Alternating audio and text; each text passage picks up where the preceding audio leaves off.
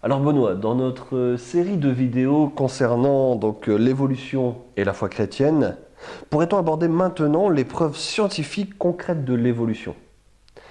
Alors peux-tu le faire de façon simple bien sûr, parce que j'ai besoin d'être convaincu. Est-ce qu'on pourrait commencer par parler des fossiles? Parce que j'ai entendu beaucoup de choses contradictoires concernant les fossiles, comme le fait qu'on ne dispose absolument pas de fossiles nous montrant l'évolution d'une espèce en une autre espèce.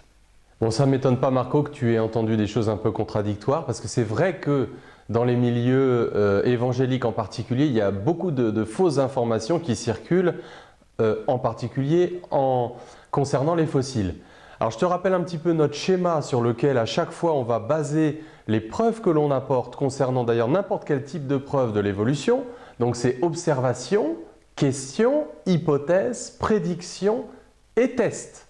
Donc il faut que les prédictions que l'on fasse soient validées par un test pour que l'on puisse les valider. Alors, l'ordre des fossiles est toujours le même dans la colonne géologique sur toute la planète. Ça, c'est déjà la première constatation qu'on peut faire et qui est en conformité avec les prédictions de la théorie de l'évolution. Donc, la colonne géologique représente les différentes strates de roches dans lesquelles on va trouver les fossiles et systématiquement, on retrouve les fossiles déjà dans le bon ordre. Donc, rien que ça, c'est une confirmation parmi d'autres de la théorie de l'évolution. Mais alors, qu'est-ce qu'on peut attendre du registre fossile? Est-ce qu'on doit s'attendre à trouver des fossiles de toutes les espèces qui ont existé sur la Terre? Je vais citer pour répondre à ta question un géologue de l'université du Kansas aux États-Unis, c'est d'ailleurs un chrétien actif, et voilà ce qu'il a écrit. Seule une très petite fraction des espèces qui ont vécu dans le passé ont été préservées sous forme de fossiles. Environ 1,5 million d'espèces vivantes actuellement ont été décrites par les biologistes, alors que les paléontologues ont classé environ 250 000 espèces fossilisées sur environ 540 millions d'années d'histoire de la Terre. C'est très peu. Donc, c'est très peu, mais ça représente quand même 250 000 espèces différentes de fossiles. Alors pourquoi n'en retrouve-t-on pas davantage? On peut dire que c'est parce que pour qu'un fossile puisse se former, il faut des conditions très particulières, soit au fond des océans, soit même sur la Terre, pour qu'il soit conservé de cette façon-là. Mais néanmoins, donc, le nombre de fossiles dont on dispose est quand même tout à fait persuasif. Donc si j'ai bien compris, il y a là deux erreurs opposées qui doivent être confrontées concernant le registre fossile. Donc la première, c'est il est trop incomplet pour être utilisé afin d'interpréter les grandes étapes de l'histoire de la vie. A. Il est tellement performant que nous devrions nous attendre à observer une collection à peu près complète et détaillée des espèces de transition dans la plupart des branches. C'est exactement ça, Marco. Si tu veux, le registre fossile, c'est un peu comme un puzzle. Tu vois, quand on fait un puzzle, on pourrait souhaiter avoir absolument toutes les pièces du puzzle, mais on ne les a pas toutes. On en dispose d'un certain nombre et ce nombre est suffisant pour qu'on puisse déjà deviner, si tu veux, comme un visage à travers le puzzle, qu'on puisse deviner l'image. Et puis surtout, ce qui est extraordinaire, c'est qu'à chaque fois qu'on découvre un nouveau fossile, une nouvelle pièce du puzzle, cette pièce vient se mettre juste au bon endroit, avec la bonne forme, la bonne couleur. Et c'est ça aussi qui conforte les scientifiques dans le fait que l'évolution a bel et bien eu lieu. Maintenant, est-ce que tu pourrais nous brosser un tableau très rapide des différents fossiles, des plus anciens aux plus récents?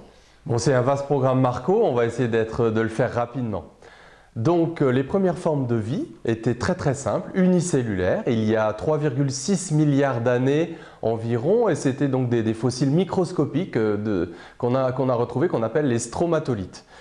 Progressivement, la vie s'est complexifiée, elle est devenue multicellulaire, à partir d'environ 550 millions d'années. Et on a commencé à retrouver des fossiles d'invertébrés, donc des organismes sans colonne vertébrale. Et il n'y avait pas à cette époque-là d'animaux plus sophistiqués que ceux-là. Il y a 500 millions d'années, on retrouve des fossiles des premiers poissons.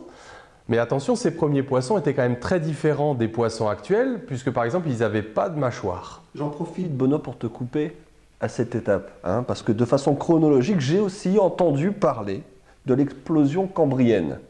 Les scientifiques n'ont-ils pas là la preuve que Dieu a créé les espèces vivantes directement? Alors c'est vrai qu'il y a 540 millions d'années, on retrouve tout un tas de fossiles et on a l'impression comme ça qu'il y a une explosion d'espèces et ça fait penser à certains qu'on avait là la preuve que Dieu avait créé, paf, directement comme ça à cette époque-là un certain nombre d'espèces. Mais ce qu'il faut voir, c'est d'abord cette explosion cambrienne, elle s'étale sur 15 à 20 millions d'années. Et en fait, ça remet en aucun cas en cause le schéma de la macroévolution de l'évolution. Alors pourquoi? J'ai pris avec moi le livre d'un biologiste chrétien qui s'appelle Darrell Folk. Bon, c'est un livre en anglais qui explique ça très bien. Et voilà ce qu'il dit. Donc cette explosion a été popularisée par le paléontologue très médiatique Stephen Gould.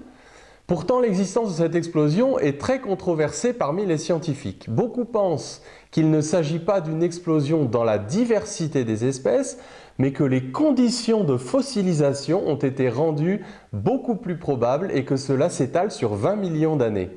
Alors écoute bien, que l'explosion cambrienne ait eu lieu ou pas, il n'est pas question ici d'insectes, d'étoiles de mer, de crabes, de serpents, d'araignées, de poissons, de grenouilles, de lézards, de crocodiles, d'oiseaux, de souris, de chiens, de chats, de singes, d'éléphants, de baleines ou de plantes terrestres, mais d'animaux marins tels que ci-dessous.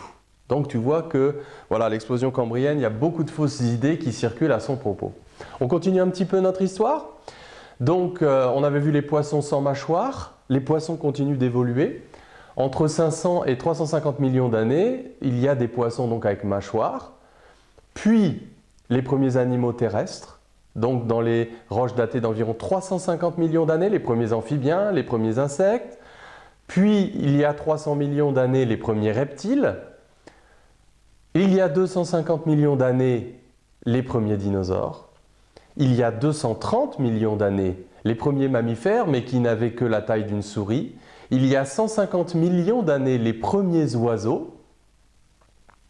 Les mammifères modernes, eux, n'apparaissent qu'il y a 65 millions d'années environ. Écoute Benoît, on a retrouvé des fossiles d'animaux qui sont identiques aux animaux actuels. N'est-ce pas là la preuve qu'il n'y a pas d'évolution?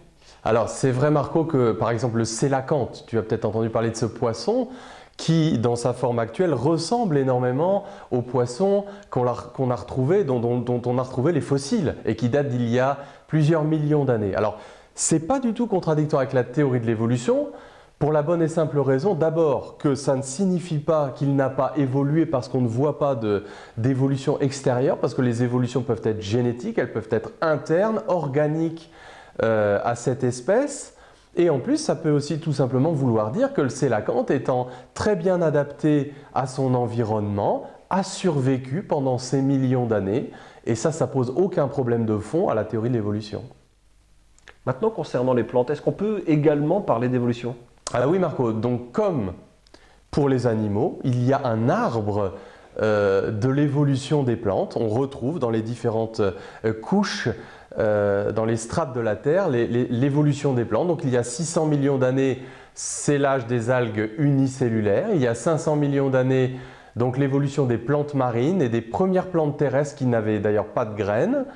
Il y a 400 millions d'années, les premières plantes à graines. 300 millions d'années, les premières plantes vasculaires sans graines. Il y a 200 millions d'années, les premières plantes à fleurs. Et il y a 40 millions d'années seulement, les graminées apparaissent.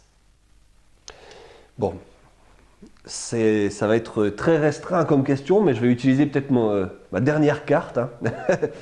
Est-ce que les scientifiques, quand même, ne nous cachent-ils pas la vérité? Alors, Marco, tu fais un peu référence à ce qu'on pourrait appeler une théorie du complot. Et certains croient effectivement qu'il y a un peu comme une omerta dans le monde scientifique sur l'évolution, les publications scientifiques. Alors là encore, j'ai été chercher la citation d'un biologiste chrétien qui s'appelle Dennis Alexander. C'est un livre en anglais, mais dans ce livre, voilà ce que l'auteur dit et il parle exactement de ce dont tu me parles maintenant. Donc, certaines personnes, en dehors de la communauté scientifique, m'ont fait la critique suivante. Il n'y a aucun espoir de publier des données qui contredisent la théorie de l'évolution parce que c'est une vache sacrée qui doit être protégée à tout prix. Alors écoute la façon dont répond Denis Alexander. En fait, c'est exactement le contraire. C'est le rêve de tout biologiste de faire des découvertes qui remettraient en cause cette théorie chérie. Si vous faites ceci, votre carrière est assurée pour la vie.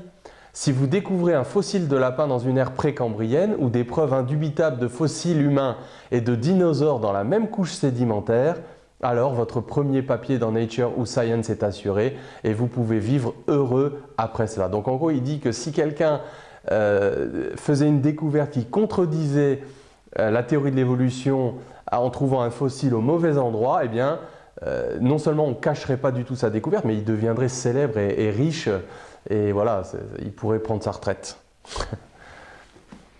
Bon, Benoît, tu nous as montré que l'on retrouve tous les fossiles dans l'ordre prédit par la théorie de l'évolution. Merci. La prochaine fois, dans la prochaine vidéo, j'aimerais que tu nous donnes des exemples nous montrant le passage d'un type d'organisme à un autre type. Parce que je trouve ça toujours aussi incroyable. Ouais, c'est le point crucial, Marco. On va répondre à ta question. Merci.